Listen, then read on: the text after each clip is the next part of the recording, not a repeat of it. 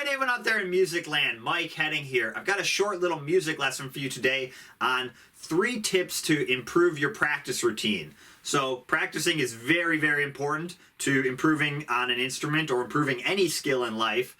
And remember, it's about the quality of your practice, not the quantity. So we're going to work on a couple tips to help you improve your practice routine. And I've been using a lot of these in my own practice routine recently, so that's why I wanted to share them with you. All 3 of these tips have been backed by numerous scientific studies.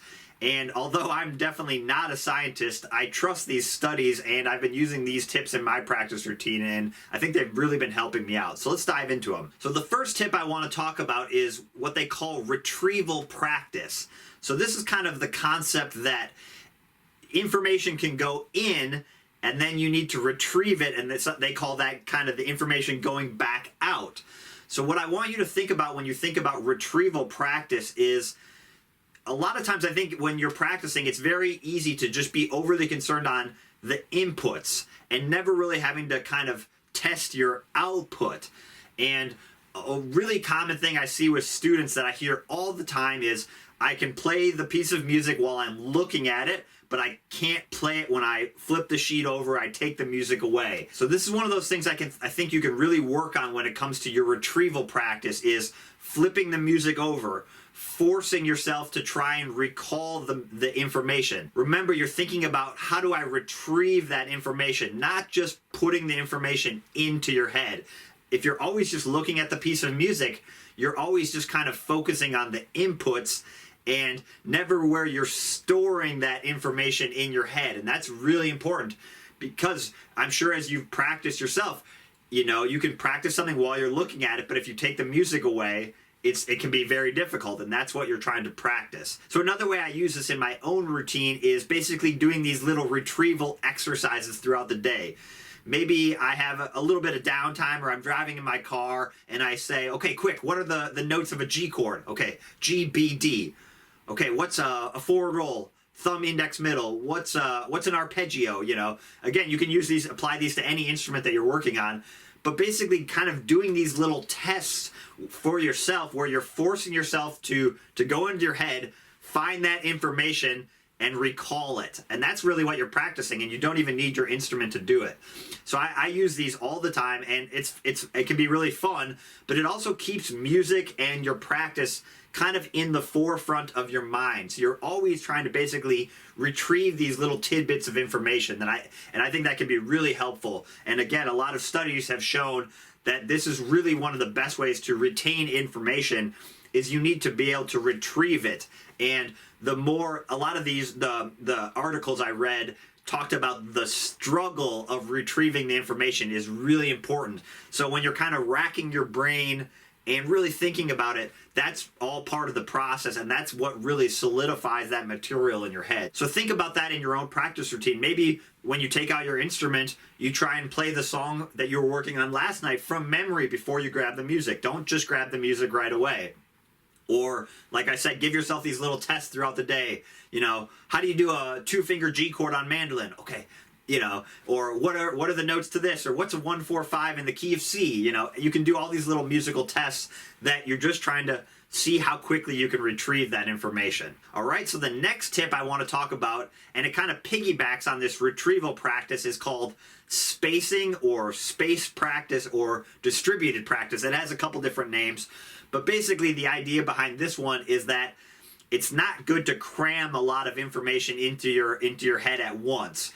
Basically, you want to break your practice routines up into tiny little segments. And that's going to be the best way to retain this information long term. A lot of these studies that I read about this topic were related to, like, college, you know, studying for college and college exams, and how bad cramming is relative to space learning. So I really like this for my own practice routine, because it kind of it gets rid of any excuse to not practice. You know, you say, oh, I don't have an hour, I don't have a half hour to practice, oh, I can't practice. Well, if you remember this concept of spacing, even a couple minutes of practice can be really valuable. And if you can spread those couple minutes out throughout the day, that's going to be one of the absolute best ways to retain the information long term.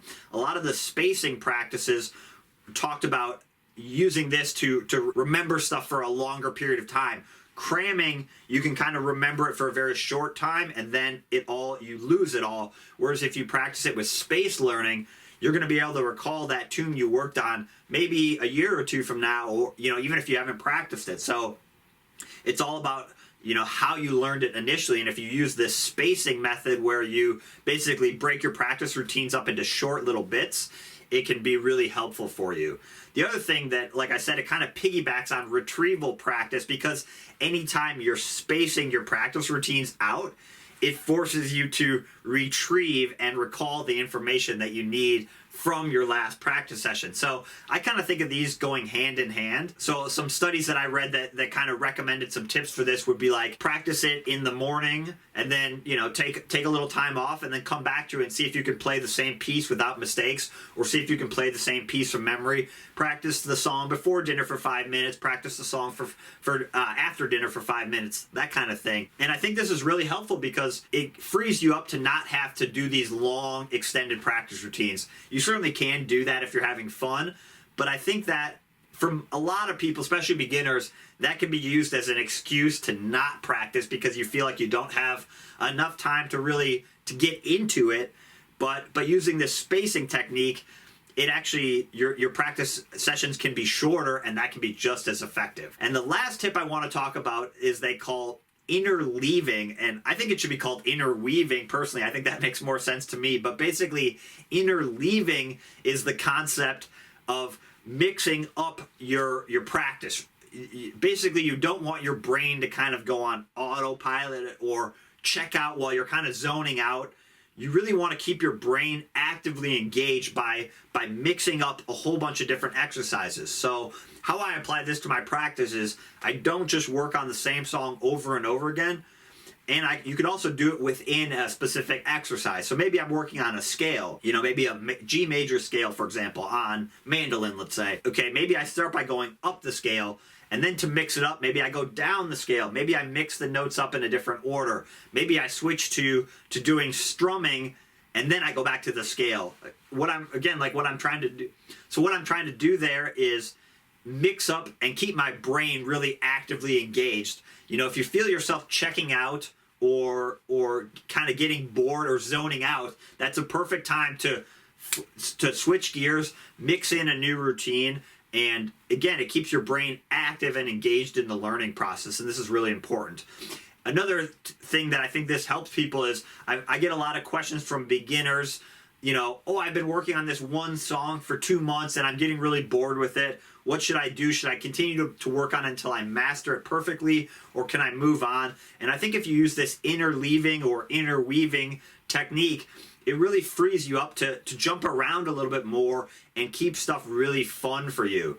You can also do it like with your chords. Maybe I'm practicing a G, C, D progression on the banjo. Okay, so you might be able to do it one way, G, C, and D, and if you just practice it over and over again, you might get pretty good at it. But then if you try and mix it up, do D, C, G, can you do that? And try it in your own practice, and you'll see pretty quickly you get tripped up. So you can also apply this interleaving technique to basically any song or exercise you're working on. You want to create a lot of variations on it. That's going to keep your brain actively engaged, and it's going to help you just learn the material better. The more ways you can kind of play all the material inside and out, forwards and backwards, it's just going to make sure you know it that much better. All right, hopefully that gives you some tips to improve your practice routine. All right, good luck.